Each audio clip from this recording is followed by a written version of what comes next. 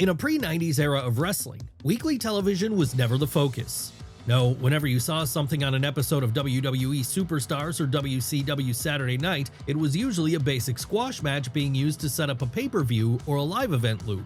But then things changed with the introduction of Monday Night Raw in 1993, a live weekly show which would rewrite the rulebook for how the industry would operate going forward. How would the story of Raw play out over the years with all of its ups and downs? Well, join us as we take a deep dive into the entire history of Monday Night Raw right now. It all began in 1993. That was when, as WWF was at one of its lowest ebbs both creatively and financially, what with the golden era having only recently come to an end and the steroid trial still being a major story, Vince McMahon decided to try and breathe some fresh life into his promotion. And the way he would do this would be by coming up with the idea of holding a 1-hour live weekly show named Monday Night Raw live from the Manhattan Center in New York City. What was going to separate this from weekly television of the past? Well, for one, it wasn't just going to be a series of squash matches designed to build up bigger events as most weekly TV had been before across all wrestling companies. No, there was going to be regular important storyline advancement here. And with it being a live show, there was a definite sense that anything could happen while it was on the air. Sure, those early years would feature a lot of growing pains as Raw attempted to find itself, but even during this rough sketch period where it was figuring out what it was, there were some iconic moments to be found. Moments like the 1-2-3 Kid's famous against all odds victory over Razor Ramon, or the loser leaves town match between Ric Flair and Mr. Perfect. Hell, if you go back and watch those early shows now, well, it's certainly a far cry from the Monday Night Raw we have today, and while it's definitely spotty in its quality, there's a lot of charm to be found there with such an experimental show being held in such a small venue. Really, it's not too dissimilar from what you might see in something like a Game Changer Wrestling today. That said, for every positive there was at least one negative, as with WWF never struggling more than they were business-wise at this time, they just couldn't seem to build any real momentum with this new concept. So that was why, pretty quickly, the idea of it airing live would be largely abandoned, with the show instead being pre-taped ahead of time. And this proved to be a major detriment to the show when WCW launched Monday Nitro in 1995 as a direct competitor and very quickly started stealing all the headlines.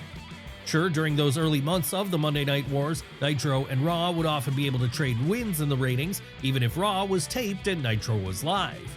But the gap in popularity would quickly grow in WCW's favor once the NWO was formed in the summer of 1996. Yes, we were now fully in the Monday Night Wars, and this would be a rough period for Vince McMahon, at least at first, because between 1996 and early 1998, Raw would be absolutely slaughtered by Nitro in the ratings. Obviously then, at a certain point, it became clear that something new was going to be needed in order to get some buzz back on WWF's side.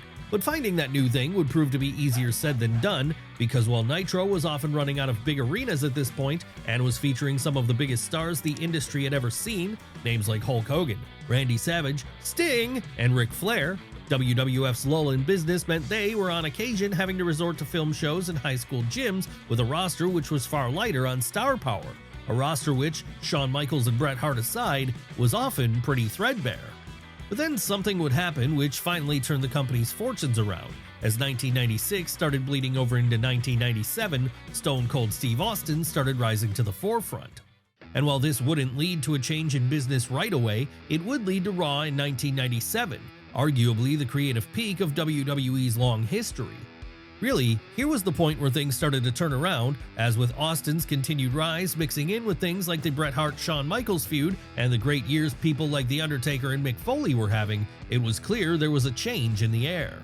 Hell, it would be in 1997 that we'd get iconic Raw moments like Bret Hart shooting on Vince McMahon in the middle of the ring while a steel cage was being deconstructed around him, or Mick Foley reintroducing his most sadistic alter ego of Cactus Jack.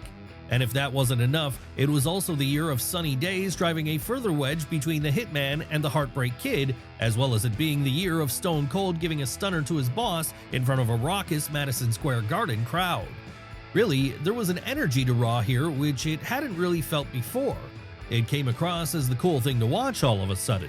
And this transformation into Raw being the cool show would be solidified by early 1998, as it was once the Austin-McMahon feud took off post-WrestleMania 14 that Raw would finally beat Nitro in the weekly ratings for the first time in 83 weeks. That's right, after being on the brink of going under in late 1997, WWF had managed to turn things around, and the content they were putting out on Raw every week was a large part of the reason for that. Seriously, at this point, the once struggling show had suddenly become the hottest thing for any wrestling fan to watch, as the antics of the Rattlesnake, D-Generation X, the Brothers of Destruction, and others became must-see TV. This was a time that you couldn't walk around a playground without hearing people talk about what The Undertaker and Kane had been doing the night prior, or what might be happening with The Rock the following week. Hell, it was The Rock who helped give us one of wrestling TV's greatest moments on the January 4th, 1999 episode of Raw when he dropped the WWF title to Mick Foley, all to the sound of one of the most catastrophic pops ever heard. And that would be only one of the many iconic moments on Raw during the Attitude Era. After all, who could forget about Stone Cold dousing the corporation with a beer bath, DX invading Nitro in a Jeep, the rise of the McMahon-Helmsley era, Austin versus Tyson, or one of the highest rating segments in wrestling history to this day, the This Is Your Life segment between Mankind and The Rock. And things would only reach higher highs as 2000 came around and the Attitude Era went from strength to strength, with The Rock spending much of that year at the helm on account of Steve Austin's absence to go get neck surgery. Sure, losing their top star could have been a disaster here for WWF and could have easily seen WCW take the lead again, but luckily for them, Dwayne Johnson would prove to be just as popular as the Rattlesnake, if not more so. So well would things be going for Vince McMahon's company here, in fact, that come early 2001, it was clear that Raw had soundly beaten Nitro in the Monday Night Wars once and for all, and that was solidified when, in March of that year, Ted Turner's promotion was sold to Vince McMahon for pennies on the dollar, with this being announced to the world live on Raw via a now famous simulcast segment. But while this could have represented the start of an ever stronger era of dominance for WWE, it quickly became apparent that the lack of competition was causing the company to start resting on their laurels creatively, something which was evident in the severely botched Invasion angle. So because of that, as the Ruthless Aggression era began, there was a definite sense that Raw wasn't the must-see show it had once been to anyone. No, while there were plenty of highlights to be found here in the work of Shawn Michaels, Rob Van Dam, and others, lowlights like the Katie Vick angle and the infamous HLA segment all served to turn a significant percentage of fans away. How would WWE try to stop these fans from leaving? Well, the introduction of a brand split would be one thing they'd tried early on, with this formally dividing Raw and Vince McMahon's other weekly show SmackDown into two separate rosters.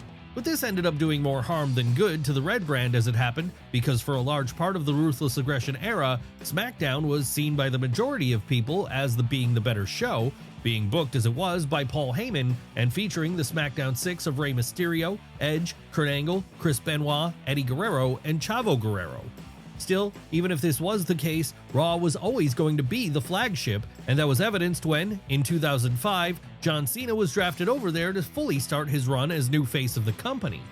But even if John Cena was helming Raw by the time it reached the mid-2000s and was doing a good job of carrying the company on his shoulders as he did so, there remained a feeling that the show had lost part of what made it so special during the Monday Night Wars, and that this was something it might never be able to regain again. It just didn't have that same level of vitality or excitement as it once had when there was a strong competitor nipping at its heels and forcing it to be at its best each and every week. So what it needed to do then, in lieu of finding a new competitor, was move on completely and stop trying to live off the fumes of the Attitude Era. What few could have expected, however, would be how dramatically it would shift away from the blood and guts of that time once the late 2000s came around, as that was when an all-new era of the show would begin, one known as the PG era. Now, there are a number of reasons why WWE went PG in 2008, with increased sponsorships with children's toy brands being one, and Chris Benoit being the obvious other big one. But whatever the reasons, the results were the same, and those results were a show which was now going to be far more child and sponsor-friendly going forward. So because of that, fully gone were the days of people like Steve Austin cursing up a storm on TV, or wrestlers bleeding at every opportunity, and on top of that, gone were some of the racier angles which had captured the attention of young men so much during the turn of the millennium period. Was this a good move? Well, while to some fans it wasn't, the reality was something had to change about the show, as by then the late 90s had long since passed. Honestly, it's just the reality of having to evolve with the times. Different audiences are going to want different things during different time periods. What would this PG era entail? Well, in line with the kind of presentation the face of the company John Cena was putting out, things would get a lot more cartoonish again, as they had during the mid-90s when Raw was first starting. And as you might expect, this angered a portion of young males who had first been introduced to the show during the Monday Night Wars. Yes, while it certainly was effective for kids, this was really the true start of Raw's downfall for a while there. And a large part of the reason for that was a series of botched big storylines which ended up doing more to upset people than to engage them. We're talking about things like the unintentional comedy that was $1 Million Mania here, a segment in which Vince McMahon got rickrolled on live TV at one point, and not just that either. No, there was also the infamously bad anonymous Raw general manager, as well as the failure of the Nexus, a group which looked to be a surefire hit following their excellent debut, but which quickly frittered away into nothingness soon thereafter. But even if that was the case, and the show was struggling to keep a lot of older fans invested, it still managed to maintain a strong enough audience to get decent TV ratings on a weekly basis, even if that audience was now starting to dwindle. And again then, because the audience was starting to fall, Vince McMahon was forced to constantly try out even more new ideas in order to get people back on board. The only problem was, like with those we mentioned a moment ago, few of those ideas proved to be hits with fans. No, things like the guest host era of Raw ended up being a bit of a wash, as most people saw it as being a distraction from the actual thing they wanted to see, too much of a focus on ratings grabs and not enough of a focus on the wrestling show. And when it came to Raw expanding to 3 hours in length in 2012, well, that proved to be a breaking point for even some of the most hardcore fans, as being asked to devote that much time every week to a show they weren't fully in love with anymore felt like way too much, especially when SmackDown was also still technically on the air. That said, even if there were increased struggles with Raw, there were still moments that broke through and shone brightly, moments which kept the core fan base interested. Of course, we're talking about moments such as CM Punk's famous pipe bomb promo here, which he carried out on June 27th of 2011, a promo which changed the course of his career forever and even brought back some lapsed fans for a while. And not long after this, the Red brand, which had by this point become the only brand really worth paying any attention to on account of SmackDown largely becoming a recap show, would get some fresh life with an influx of new stars again, stars like Roman Reigns, Seth Rollins, Dean Ambrose, and Bray Wyatt.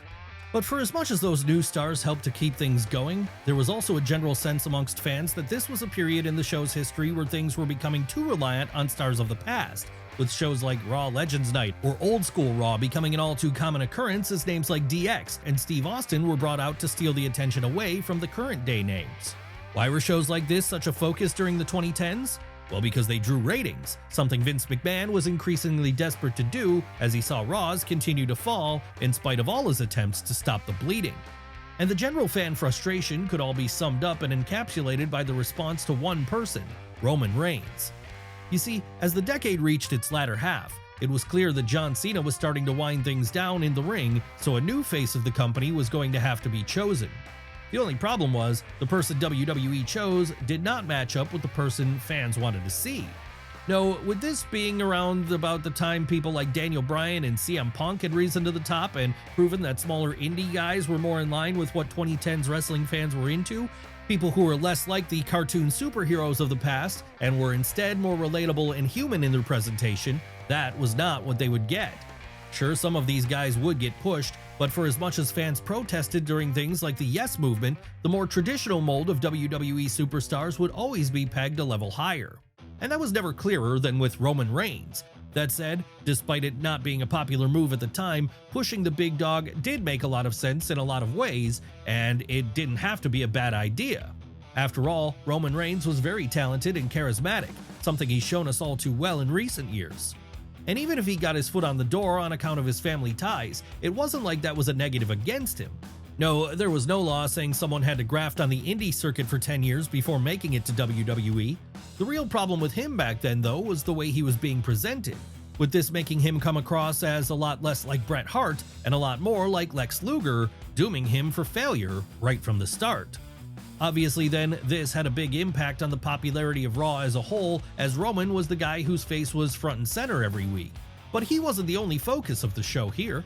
No, come the mid-2010s, the Red brand would start to feature an influx of female talent as WWE's Women's Revolution occurred and saw the rise of acts like Becky Lynch, Sasha Banks, Charlotte Flair, and Bayley. Yes, this was a big win for Vince McMahon, as it helped to get more young women watching the show, an audience which had always been underserved for this company. But even if the women were now killing it, this wasn't enough to offset the weaknesses found elsewhere on the show.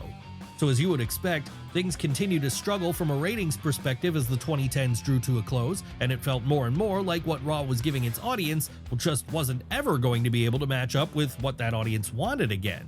Even when a great storyline would break through, something like the aforementioned Daniel Bryan's Yes movement, the Kevin Owens-Chris Jericho storyline which gave us the fantastic Festival of Friendship, or Seth Rollins fracturing the Shield in shocking fashion when he turned on Roman Reigns and Dean Ambrose, then shacked up with the Authority instead, it would never last for long enough to turn overall fan sentiment on the show around, as inevitably the status quo would always seem to return.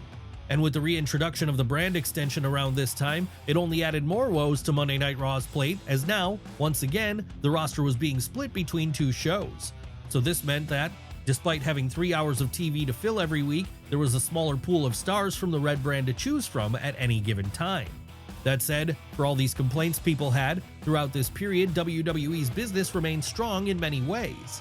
Yes, money was coming in huge numbers now, as even if ratings were low in comparison to what they'd been in years prior, they were still good in relation to everything else that was on TV at that point.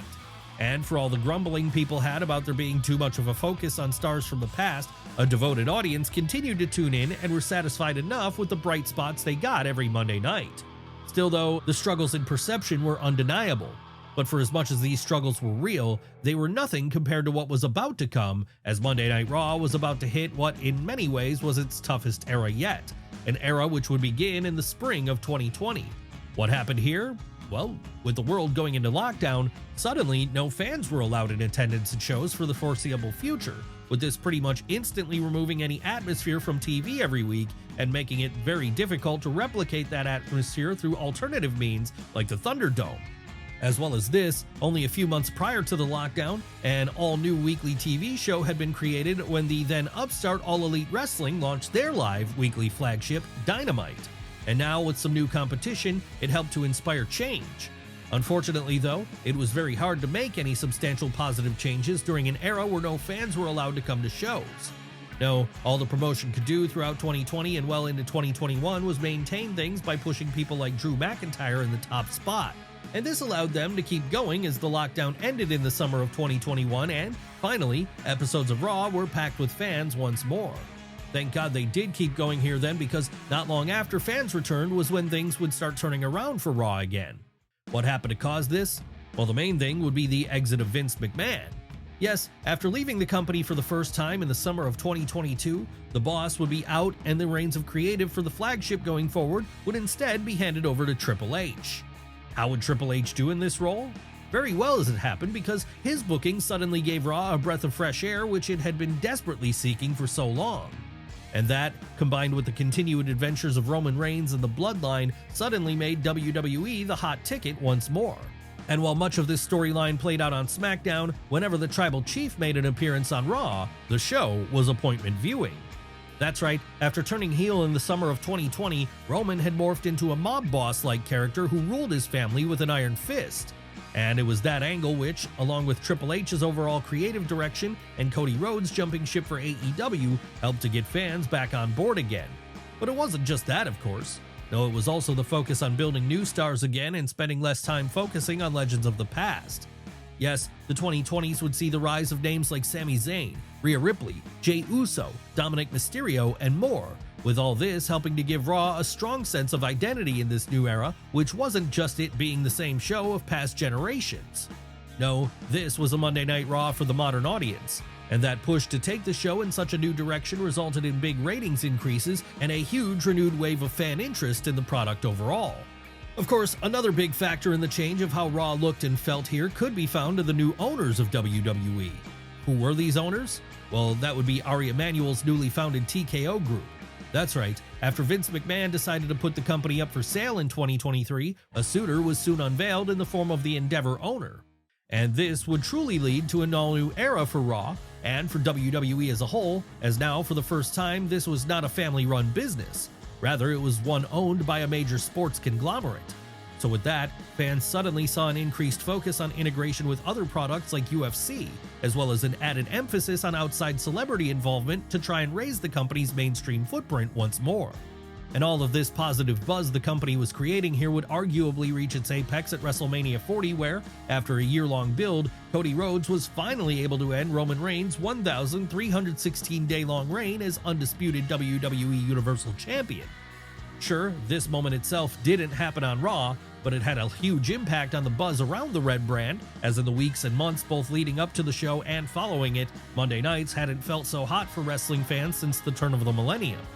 Seriously, ratings were at the highest they'd been in decades, fan satisfaction was reaching peak levels, and every time WWE went to an arena to host their flagship show, that arena would be completely sold out. Where could Raw possibly go from there? Well, how about the biggest streaming platform in the world? Yes, it would be in January of 2025 that the Red brand started airing live around the world on Netflix every week. Obviously then, this has only strengthened what had started out as an experiment in live programming all the way back in 1993, as now being the undisputed king of WWE's portfolio, even more so than a SmackDown or arguably even a WrestleMania. That's right, to look at how far Monday Night Raw has come since its creation over 30 years ago is quite a thing today. Sure, it's had its low points, as any TV will inevitably have, but over the years, it's given us countless iconic moments which will be replayed from now until the end of time. And that's something which doesn't appear like it'll be changing anytime soon, with Raw continuing to be the flagship of WWE, and with it being in a stronger place financially now than it's ever been, it's going to continue to be a part of wrestling fans' lives for a long time yet to come.